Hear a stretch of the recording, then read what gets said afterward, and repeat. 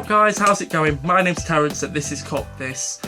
This is a very brief match review of our match at Anfield from Sunday the 30th of March 2014 versus Spurs. I just want to say guys that the video that follows this was recorded last night, hence why I keep saying yesterday against Spurs, just so there's no confusion guys. I recorded most of the video yesterday, but just...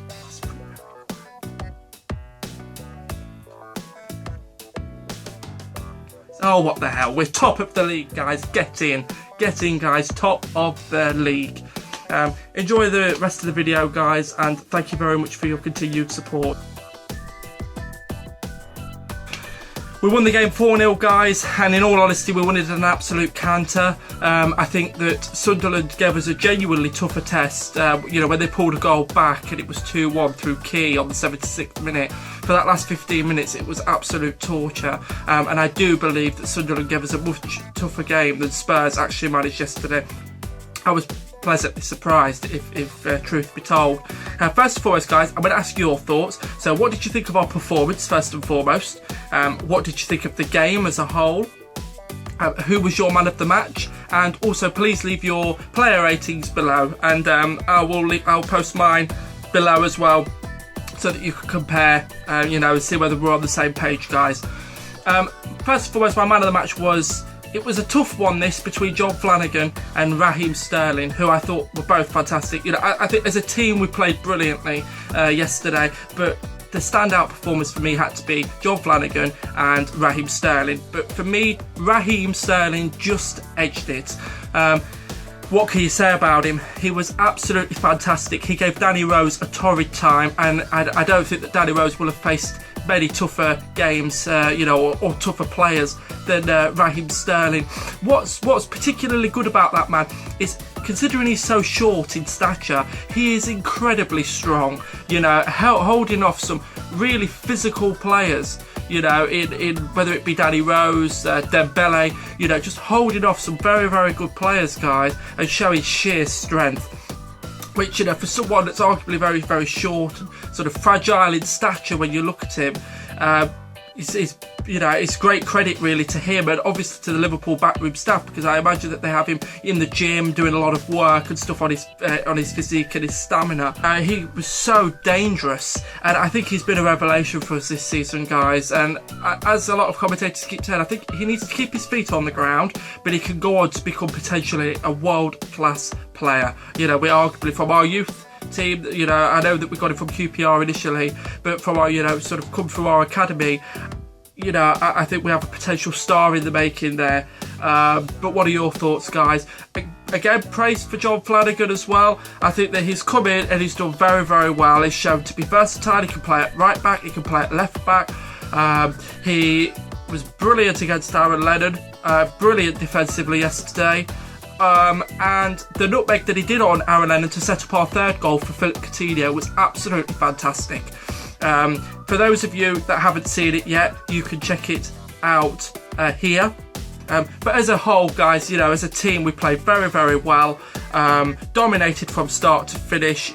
You know, again, we're having majority of possession of the football. You know, Spurs didn't have an awful lot of clear-cut chances against us. And to be honest, they turned up and they did lack cutting edge, and they lacked any sort of togetherness. They seemed like a team of strangers, but that's not to take anything away from us, guys. And I think people have been trying to take stuff away from us and said, oh, Spurs didn't turn up, they didn't do this, they didn't do that. How about we focus on the positives and we focus on our performance, guys? We were very, very good. We really were. I'm curious to know whether you guys think on that performance we could beat Manchester City and Chelsea at Anfield, because I certainly would like to believe that we can. I think that we'll take it up a notch. I think that we've got another gear we can get into, but I don't really think we had to leave third or fourth gear very much to beat Spurs yesterday. But I think that we can certainly beat City and Chelsea on our day at Anfield, and with the title at stake. We have 6 games left to play, guys, and 6 wins away from the Premier League title. Now, I don't want to talk about that yet. I'm going to carry on in the same mould that Brendan Rodgers has said, one game at a time. We carry on focusing on our games and trying to win our games and not focusing on the others around us. Although it is exciting that, you know, Chelsea and Man City and Arsenal all dropped points at the weekend. It was brilliant. Come on, guys. Who else was sitting there thinking, yes, you know, when Chelsea lost 1-0 to Palace, I was sitting there when they scored after 52 minutes thinking, oh, you know, oh, don't tease me, you know, at 52 minutes, Crystal Palace, no disrespect, are never going to hold out, and Chelsea were going to come back, get the equaliser, they go on and win the game. I thought, oh, don't lead me into a false sense of security. But oh God, when they won, I was thinking, yes, you know, this is our chance, this is our, you know, our little window of hope. But, you know, at the end of the day, Brendan Rodgers is right. All we can do is concentrate on winning our own games, and then we'll see where that takes us at the end of the season. But it is exciting. What are your thoughts, guys? Anyway, do you believe yet that we can win the Barclays Premier League title 2013/14? I think it would be very, very fitting for Steven Gerrard, who arguably has been the most unlucky and most deserving player to win a Premier League title that has not yet won one. The goals, guys. The first goal came on the 2nd minute, courtesy of Yunus Kabul. It was a comical own goal, but we're going to take them any day, guys. It was a cross from the right from Glenn Johnson into the box, which Yunus Kabul sort of tried to almost backheel away from goal, but put it into his own net. From then on, guys, it was just one-way traffic, and Luis Suarez got our second goal. And it was before half-time, and it was a really, really well-taken goal. From the left-hand side, guys, from the tightest of angles, he got it past the outstretched arm of Hugo Lloris and into the bottom right-hand corner, and it was brilliant. Brilliant finish from a world-class, fantastic, amazing player. We're so gifted and so lucky to have Luis Suarez.